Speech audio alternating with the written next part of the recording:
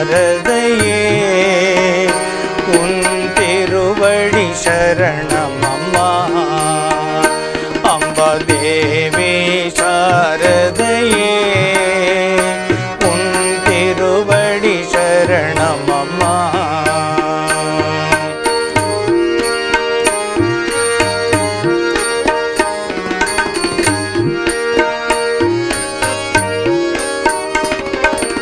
அருளும் பொருளும் தருபவனியே அறிவும் ஆற்றலும் கொடுப்பவனியே. அருளும் பொருளும் தருபவனியே அறிவும் ஆற்றல் கொடுப்பவனியே. கணமும் மறவே உனையே தாயே.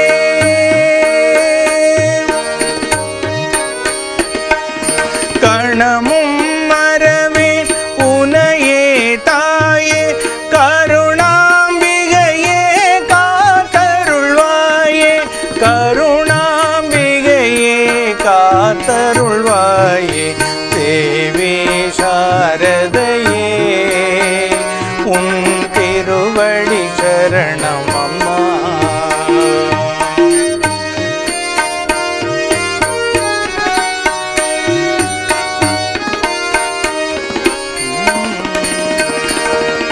கலைகளின் வடிவாயிருப்பவனியே காளியின் உருவாய் வந்தவனியே. கலைகளின் வடிவாய் இருப்பவனியே காளியின் உருவாய் வந்தவனியே. திருமகள் என உனை துதித்திடுவோமே.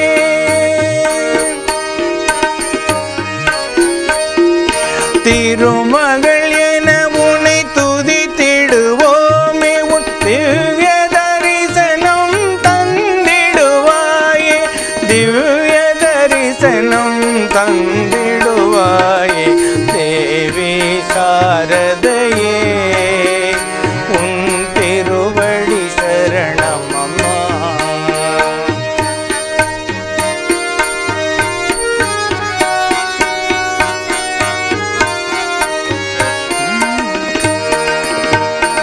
அன்பே குணமாய் கொண்டவனியே அறத்தின் பொருளாய் இருப்பவனியே. அன்பே குணமாய் கொண்டவனியே அறத்தின் பொருளாய் இருப்பவனியே. தவமே வாழ்வென வாழ்ந்தவனியே.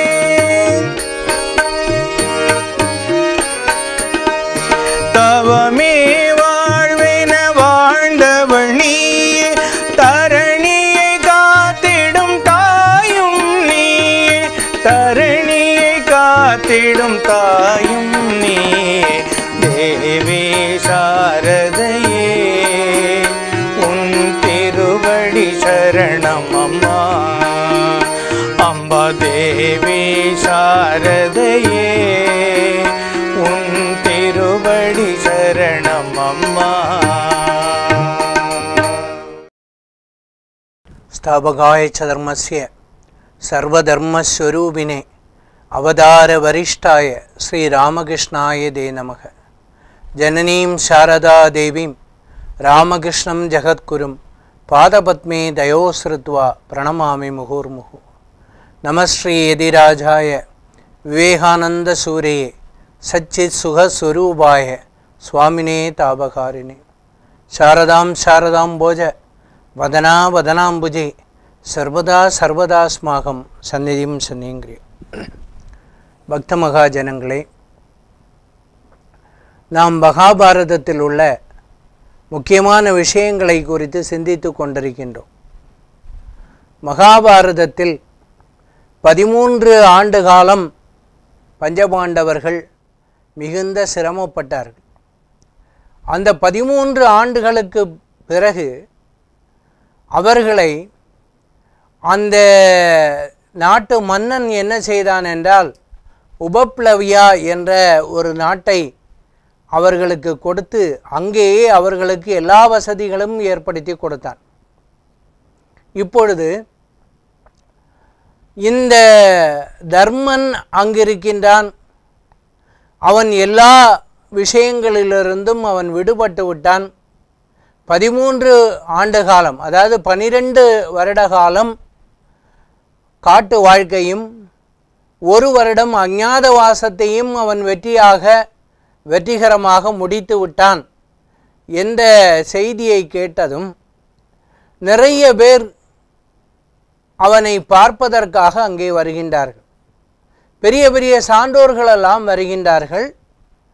அங்கே கிருஷ்ணன், பலராமன் போன்றவர்களும் வந்து எல்லோருடைய சந்திப்பும் அங்கே நடைபெறுகின்றது.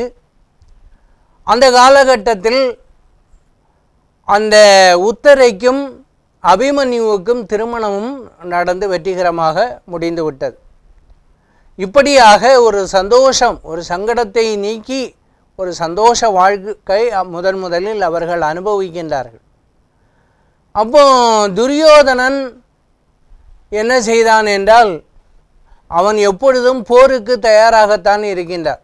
ஒரு ஊசி முனை கூட தங்களுடைய சொந்தக்காரரான இவர்களுக்கு கொடுக்கக்கூடாது என்ற ஒரு நிலையில்தான் அவன் இருக்கின்றான். அதனால் அவன் போருக்கு எப்பொழுதும் தயார். அவன் முதலில் கண்ணபெருமானை பார்த்தான். அவரிடம் உங்களுடைய சேனை மட்டும் போதும் என்று கேட்டான். அது அவனுக்கு கொடுக்கப்பட்டது. அடுத்ததாக பலராமனை பார்க்க சென்றான். அப்போ பலராமன் சொன்னான், துரியோதனா, எனக்கு எப்பொழுதும் உன் மீது அளவற்ற பாசம் உண்டு. ஏனென்றால் நீ என்னுடைய மாணவன், என்னிடமிருந்து கதாவித்தையை கற்றுக்கொண்டவன். உனக்கு எப்பொழுதும் உதவி செய்ய வேண்டும் என்றுதான் எனக்கு ஆசை. ஆனால் துரதிர்ஷ்டவசமாக கிருஷ்ணன், என்னுடைய தம்பி கிருஷ்ணன் எப்பொழுதும் பாண்டவர் பக்கத்தில் இருக்கின்றார். அவனை எதிர்த்து போரிடுவது என்பது எனக்கு வேண்டாத ஒரு காரியம். நாங்கள் சகோதரர்களாக, ஒன்றுபட்ட சகோதரர்களாக என்றும் இருக்க விரும்புகின்றோம். எனவே என்னுடைய நல்லாசிகள் உனக்கு எப்போதும் உண்டு. நான் போரில் யாருடைய பக்கத்திலும் சேரமாட்டேன், நடுவு நிலைமையை வகித்துத்தான் இருப்பேன் என்ற ஒரு விஷயத்தை சொன்னவுடன் அதுவும் துரியோதனனுக்கு சந்தோஷம்தான். ஏற்கனவே அவனுக்கு மிகப்பெரிய சந்தோஷம் என்னவென்றால், கிருஷ்ணனுடைய படை முழுவதும் அவனுக்கு கிடைத்து விட்டது. அர்ஜுனனை அவன் மடையன் என்று நினைத்தான். ஏனென்றால் அர்ஜுனன், எனக்கு படைகள் எல்லாம் எதுவும் வேண்டாம், கிருஷ்ணா நீ மட்டும் போதும் என்று கேட்டுக்கொண்டான். ஏனென்றால் அவனுக்கு தெரியும், கிருஷ்ணன் சாதாரணமான மனிதன் அல்ல, அவன் ஒரு அவதார புருஷன், அவன் இறைவன், அம்சம் பெற்றவன் இறைவன். எங்கே இறைவன் இருக்கின்றானோ அங்கே தர்மம் இருக்கும், எங்கே இறைவன் இருக்கின்றானோ அங்கே வெற்றி இருக்கும். எனவே அர்ஜுனன் அறிவாற்றல் மிகுந்தவன், கிருஷ்ணன் மட்டும் போதும் என்று கேட்டுக்கொண்டான். ஆனால் துரியோதனன் அதற்கும் மேலாக ஒருபடியாக சிந்தித்து அவன் நினைக்கின்றான், இவன் அர்ஜுனன் இவ்வளவு பெரிய முட்டாளாக இருப்பான் என்று நான் நினைக்கவில்லை. கிருஷ்ணனை வைத்துக்கொண்டு என்ன செய்வது?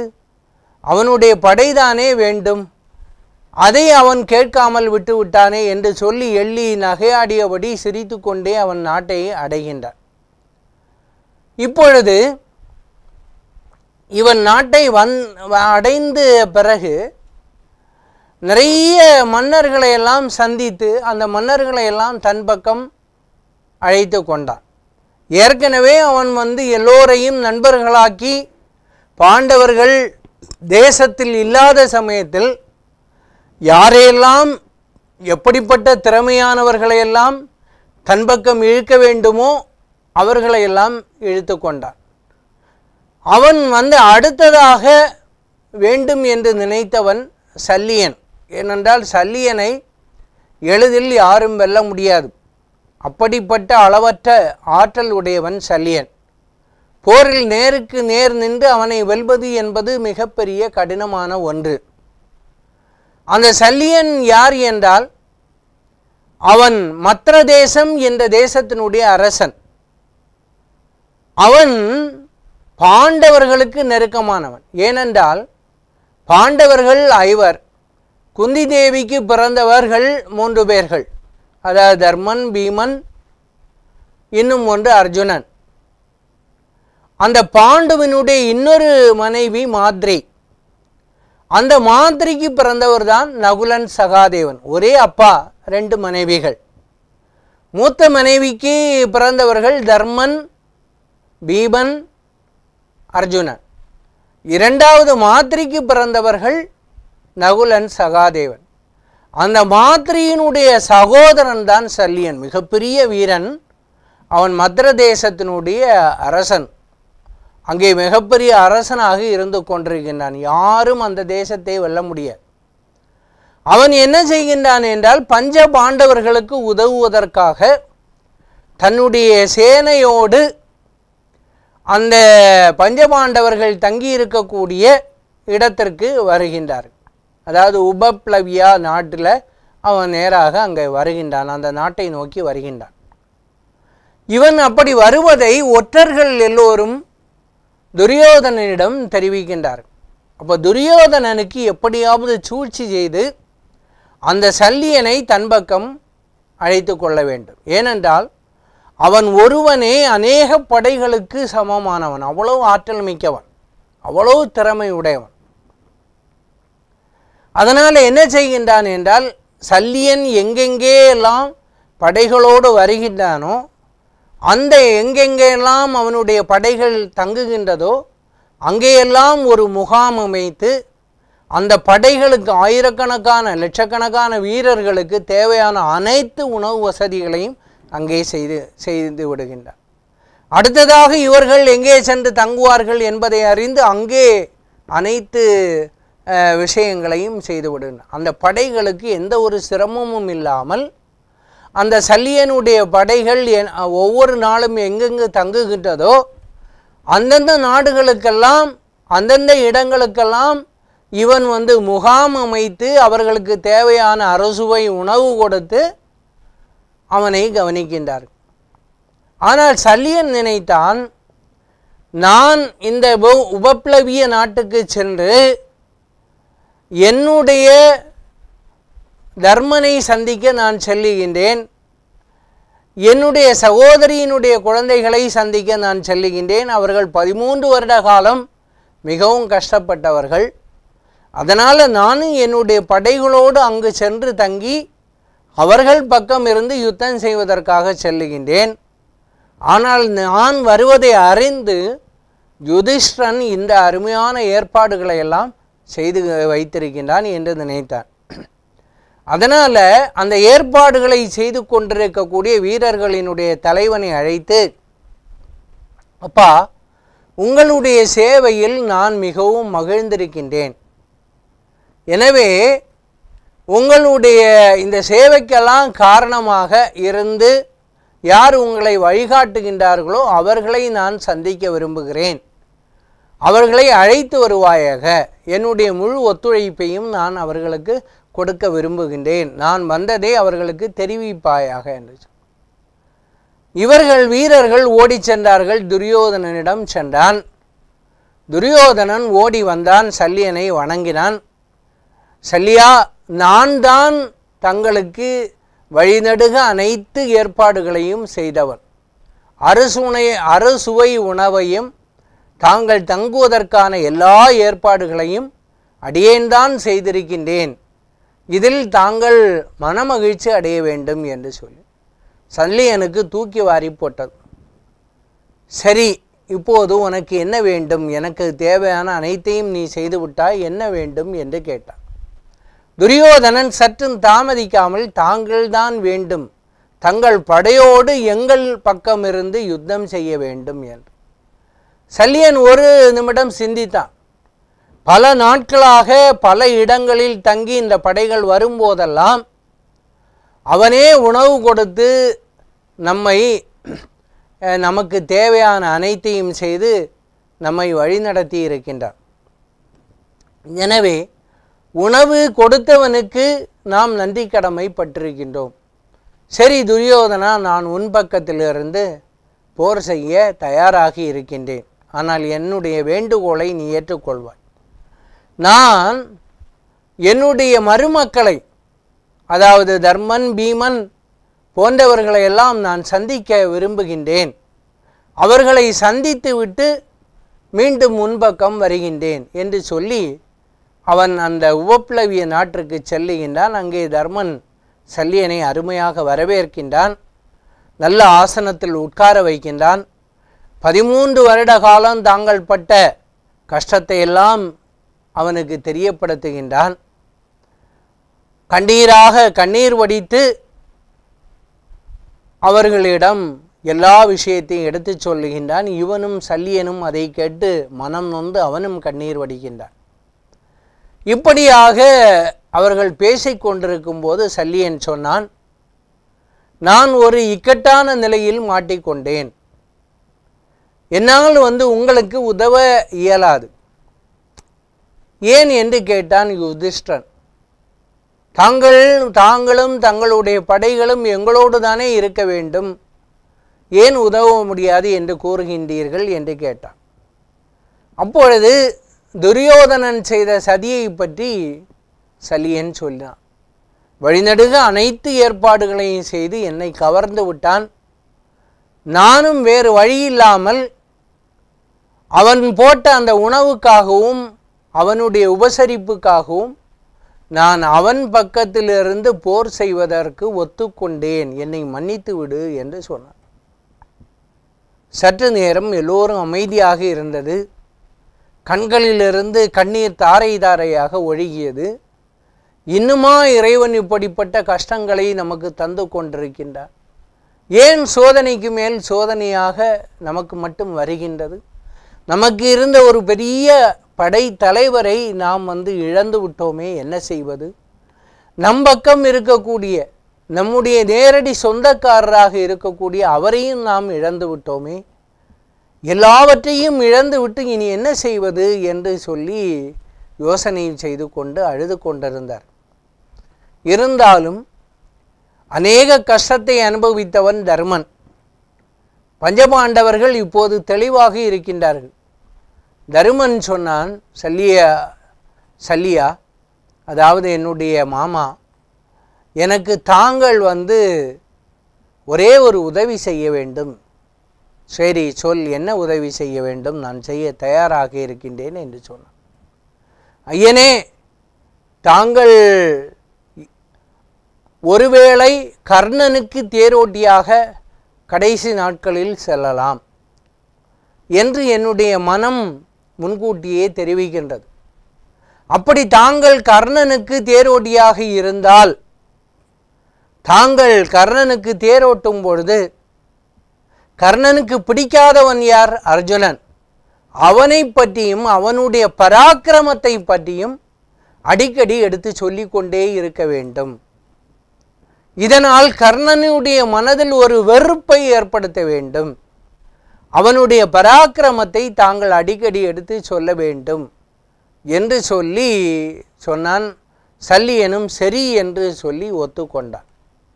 இப்படியாக ஒரே ஒரு வரத்தை சல்லியனிடம் கேட்டான். அவனும் அதை சரி என்று சொன்னான். சல்லியன் மீண்டும் துரியோதனனை சந்திக்க சென்று விட்டான். துரியோதனன் இப்போது சகுனியோடும் கர்ணனோடும் இருந்து கொண்டு எப்படி சல்லியனை தன் பக்கம் இழுத்தார்கள் என்பதை பற்றி மிகுந்த மகிழ்ச்சியோடு மிகுந்த பெருமையோடு அந்த விஷயங்களை எல்லாம் பேசி கொண்டிருக்கின்றான்.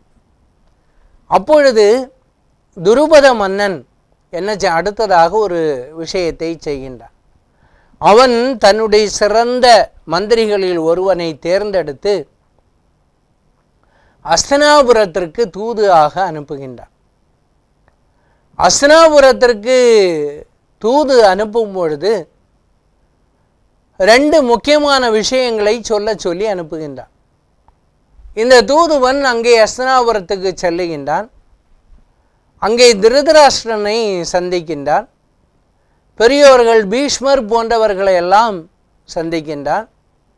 அவனுக்கு அவையில் தக்க மரியாதை கொடுக்கப்பட்டது. இப்பொழுது அவனுக்கு பேசுவதற்கான வாய்ப்பு கொடுக்கப்பட்டது. அவன் திருதராஷ்டிரனை வணங்கி சொல்லுகின்றான், நான் தருமரால் இங்கே அனுப்பப்பட்டிருக்கின்றேன். குறிப்பாக துருபதன் மந்திரினா இப்பொழுது அவர்களுக்காக தர்மர் போன்றவர்களுக்காக ஒரு தூது வந்திருக்கின்றேன்.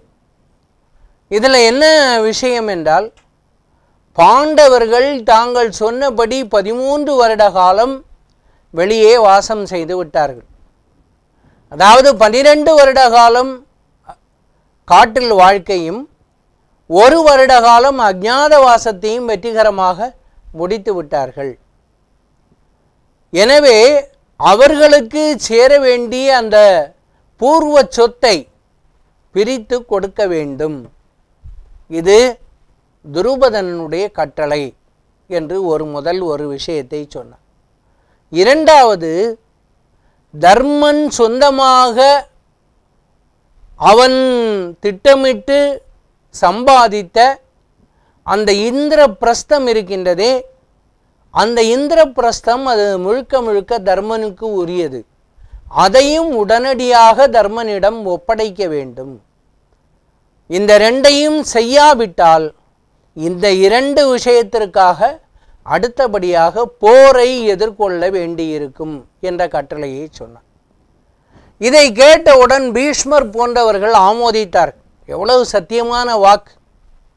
உடனடியாக திருதராஷ்டிரனிடம் சொல்லுகின்றார், திருதராஷ்டிரா, நீ சொன்னபடி அவர்கள் தர்மத்தையே கடைபிடித்து சாகாமல் இன்றும் உயிருடன் இருக்கின்றார்கள். தர்மம் அவர்கள் பக்கத்தில் இருக்கின்றது. நீ உன்னுடைய புத்திரனுக்காக இன்னும் மோசமான ஒரு நிலைக்கு சென்று விடாதே, மக்களோரும் வெறுக்கக்கூடிய ஒரு நிலைக்கு சென்று விடாதே. மீண்டும் அவர்களுக்கு சேர வேண்டிய பங்குகளை கொடுப்பாயாக. இரண்டாவது, இந்திரபிரஸ்தத்தை துரியோதனன் எடுத்து அவன் சொந்தமாக்கி வைத்திருப்பது தகாது.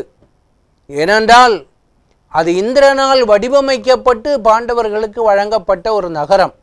அது முழுக்க முழுக்க அவர்களுக்குள்ள, அதையும் உடனடியாக ஒப்படைத்து விடுவாயாக என்று சொல்லிவிட்டு பீஷ்மர் சென்று விட்டார். இந்த தூதுவனையும் முறைப்படி அவனுக்கு வேறு ஒன்றும் செய்யாமல் அவனை விரைவில் நாங்கள் முடிவெடுத்து விடுவோம் என்று சொல்லி அவனை அவமதிக்காமல் அவனுடைய நாட்டிற்கு அனுப்பிவிட்டார். அடுத்ததாக, தெரி தூதுவன் இங்கே வந்திருக்கின்றானே என்று சொல்லி சஞ்சயன் என்பவரை இவன் அழைக்கின்றான். மந்திரிகளில் ஒருவரான சஞ்சயனை திருதராஷ்டிரன் அழைக்கின்றான். சஞ்சயா, நீ எனக்கு நம்பிக்கைக்கு பாத்திரப்பட்டவன். நீ அங்கே சென்று தர்மனிடம் நான் சொல்லக்கூடிய விஷயங்களை மிகவும் கவனமாக சொல்லுவாயாக என்று சொல்லி அனுப்புகின்றார். சஞ்சயன் அங்கே செல்லுகின்றான். பாண்டவர்களை எல்லாம் அவன் பாராட்டுகின்றான். 13 வருட காலம் அவர்கள் அனுபவித்த கஷ்டத்தையும் அவர்கள் அந்த தர்மத்தின் மூலமாக அதில் வெற்றி பெற்றதையும் எல்லாம் வாழ்த்துகின்றான். மன்னன் சொன்ன வாழ்த்துக்களை எல்லாம் அங்கே சொல்லுகின்றான். திருதராஷ்டிரன் உங்கள் மீது அன்பு மழை பொழிய தயாராக இருக்கின்றான் போன்ற விஷயங்களை எல்லாம் ரொம்ப நாசூக்காக எடுத்து சொல்லுகின்றான். சொல்லிவிட்டு கடைசியாக என்ன சொல்லுகின்றான் என்றால், திருதராஷ்டிரன் போரை விரும்பவில்லை. அதே சமயத்தில் அவனுக்கு பிறந்த அந்த துரியோதனன் மிகவும் கொடுங்கோலன். அவன் இன்னும் தன்னுடைய தந்தையாரை வழிநடத்தி கொண்டு செல்பவன் அவன். இவன் புத்திரபாசத்தால் அவன் என்ன சொல்லுகின்றானோ அதைத்தான் கேட்கின்றான். எனவே உங்களுக்கு சேர வேண்டிய பங்கை உடனடியாக தருவதில் அவனுக்கு அவ்வளவு பெரிய விருப்பம் இல்லை. அதே சமயத்தில் போரையும் திருதராஷ்டிரன் விரும்பவில்லை. நீங்கள் தர்மத்தை கடைபிடித்தவர்கள், எனவே மீண்டும் நீங்கள் தவ வாழ்வு வாழ வேண்டும். யாராவது இந்த மாதிரி சொல்லுவாங்க? ஒரு பெரியப்பா தன்னுடைய தம்பி, சொந்த தம்பி, அதாவது சித்தப்பா மக்கள், அவன் அந்த பாண்டு சொந்த தம்பி, அவர்களுடைய மக்களுக்கு மீண்டும் நீங்கள் தவ வாழ்வுக்கு போங்கள் என்று சொன்னால் எவ்வளவு பெரிய ஒரு சுயநலவாதியாக இருந்தால் அந்த மாதிரி ஒரு சொல் அவனுடைய வாயிலிருந்து வரும். அதை சஞ்சயன் மூலமாக சொல்லி அனுப்பும். தவ வாழ்வு தான் மேல், எனவே நீங்கள் தவ வாழ்வுக்கு செல்வது தான் நல்லது. இந்திரபிரஸ்தத்தையோ மற்ற நாட்டையோ நீங்கள் தற்போது கேட்டு பிரச்சனைகளை உருவாக்க வேண்டாம். போருக்கு நீங்கள் தயாராக வேண்டாம் என்ற விஷயத்தை சொல்லுகின்றார். சஞ்சயனை தக்க மரியாதையோடு அனுப்பி வைக்கின்றார்கள். சஞ்சயன் சொன்னதையெல்லாம் கிருஷ்ணன் கேட்கின்றார். இவ்வளவு பெரிய ஒரு நயவஞ்சகமான ஒரு சிந்தனை மீண்டும் அவனிடமிருந்து வந்திருக்கின்றதே, திருதராஷ்டிரனிடம் வந்து என்ன செய்யலாம் என்று யோசிக்கிறார். அப்போது யுதிஷ்டிரன் சொல்கிறார், கண்ணா கிருஷ்ணா, எங்களுக்கு வேறு யாரும் இல்லை, எங்களுக்குள்ள ஒரே ஒரு பிடிப்பினை நீதான், தயவு செய்து எங்களுக்காக நீ தூது செய், தூது சென்று எங்களுக்கு எங்களுடைய தரத்தில் உள்ள விஷயங்களை எடுத்து சொல், உனக்கு எது நல்லதாகப்படுகின்றதோ, நீ என்ன முடிவை அங்கே சொல்லுகின்றாயோ அதன்படி நாங்கள் வாழ தயாராக இருக்கின்றோம் என்று சொல்லி கிருஷ்ணனை தூதாக அனுப்புவதாக ஒரு தீர்மானத்தை எடுக்கின்றான். கிருஷ்ணன் கொஞ்ச நாளில் அங்கே போகின்றான், தூதுவனாக அங்கே செல்லுகின்றான். அதற்கு முன்பு சஞ்சயன் திருதராஷ்டிரனை சந்திக்கின்றார். சந்தித்து சொல்லுகின்றார், மன்னரே, அவர்கள் 13 வருட காலம் மிகவும் கஷ்டப்பட்டு சோர்ந்து தற்போது ஒரு நாட்டில் அவர்கள் உறவினர்களுடன் தங்கி இருக்கின்றார்கள். இப்போதைக்கு தான் அவங்க வந்து ஓரளவு அரசபோக வாழ்க்கையை, நல்ல உணவை அவர்கள் உண்டு கொண்டு அங்கே இருக்கின்றார்கள். மீண்டும் அவர்களுக்கு சோதனையை ஏற்படுத்துவது சிறந்தது அல்ல. எனவே தர்மத்தின் வழியாக இருக்கக்கூடிய அவர்களுக்கு நாமும் தர்மத்தை செய்வதுதான் முறை. தாங்கள் சொல்லி அனுப்பியதை நான் சொன்னேன், யுதிஷ்டிரரிடம் சொன்னேன். அவர்கள் முகத்தில் எந்த மாற்றத்தையும் தெரியவில்லை. ஏனென்றால் அவர்கள் துன்பத்தையும் இன்பத்தையும் சமமாக நினைக்கக்கூடியவர்கள். அதனால் இப்போதைக்கு பதில் ஒன்றும் சொல்லவில்லை. இருந்தாலும் விரைவில் கிருஷ்ணன் இங்கே தூதுவனாக வந்து பேசுவான். எனவே என்னை பொறுத்தவரையில் அவர்களுக்கு சேருவதை கொடுப்பதுதான் தர்மம் என்று ஒரு மந்திரி என்ன சொல்ல வேண்டுமோ அதை சொல்லிவிட்டு அவன் அங்கிருந்து சென்று விட்டான். சென்றவுடன் மறுநாள் அங்கே ஒரு பெரிய கூட்டம் ஏற்பாடு செய்யப்படுகின்றது. அதில் எல்லா வீரர்களும் வருகின்றார்கள், கர்ணன் முதலானோர்களெல்லாம் வருகின்றார்கள். இதில் வந்து திருதராஷ்டிரன் கலந்து கொள்கின்றான், பீஷ்மர் கலந்து கொள்கின்றார், அந்த துரோணாச்சாரியார் கலந்து எல்லாரும் கலந்து கொள்ளும் பொழுது சஞ்சயன் மீண்டும் அவர்களுடைய நிலையை எடுத்து சொல்லுகின்றார். தான் தூது சென்ற பிறகு, அவர்களை பார்த்த பிறகு அவர்களுடைய நிலை என்ன, அவர்கள் எப்படி இருக்கின்றார்கள், அவர்கள் உடனடியாக போரை விரும்பவில்லை, இருந்தாலும் அவர்களுக்கு கொடுக்க வேண்டிய அந்த சொத்தை கேட்பதில் அவர்கள் குறியாக இருக்கின்றார்கள். 13 வருட காலத்திற்கு அப்புறம் அவர்களுக்கு தேவையானது அவர்களுக்கு வேண்டும் என்ற ஒரு மனநிலையில் தான் இருக்கின்றார்கள். இல்லை என்றால் போருக்கும் அவர்கள் தயாராக இருக்கின்றார்கள். உடனடியாக அந்த கூட்டத்தில் இருந்த பெரியவர், அவர் வந்து பீஷ்மர், அவர் எந்திரித்து சொல்லுகின்றார், ஆம், அந்த தர்மனுடைய நிலையும் பஞ்ச பாண்டவர்களுடைய நிலையும் இப்போது 13 ஆண்டுகள் கழித்து அவர்களுக்கு சேர வேண்டியது அவர்களுக்கு கொடுத்துத்தான் ஆக வேண்டும். மேலும் துரியோதனா, ஒன்று மட்டும் நான் உனக்கு சொல்லுகின்றேன், நீ அர்ஜுனனையும் கிருஷ்ணனையும் சாதாரணமாக நினைக்காதே. அவர்கள் இந்த பூமியில் அவதாரமாக வந்தவர்கள், நரநாராயணர்கள். அதாவது எங்கெல்லாம் தர்மம் அழிக்கப்படுகின்றதோ அங்கெல்லாம் தர்மத்தை நிலைநாட்டுவதற்காக தோன்றியவர்கள் தான் அர்ஜுனனும் கிருஷ்ணனும். எனவே அவர்கள் 2 பேரும் ரிஷிகள். எந்த ஒரு சூழ்நிலையிலும் எந்த சக்தியாலும் அவர்களை அழிக்க முடியாது. அவர்கள் தெய்வாம்சம் பொருந்தியவர்கள். எனவே நீ அழியாமல் இருக்க வேண்டும் என்றால் அவர்களுக்கு கொடுக்க வேண்டிய அந்த சொத்துக்களை கொடுப்பதுதான் முறை என்று சொல்லி விட்டு அவர் வந்து அமர்ந்தார். இப்படியாக மகாபாரதத்தில் ஒவ்வொரு அறங்களும் தர்மத்தை எப்படியெல்லாம் நிலைநாட்டுவதற்கு ஒவ்வொரு பெரியோர்களும் எந்தெந்த மாதிரியெல்லாம் அதில் கஷ்டப்படுகின்றார்கள் என்பதை குறித்தெல்லாம் பார்த்து கொண்டிருக்கின்றோம். இனி வருங்காலங்களில் மீதி விஷயத்தை பற்றி சிந்திக்கலாம் என்று கூறி நிறைவு செய்கின்றேன். நன்றி, வணக்கம்.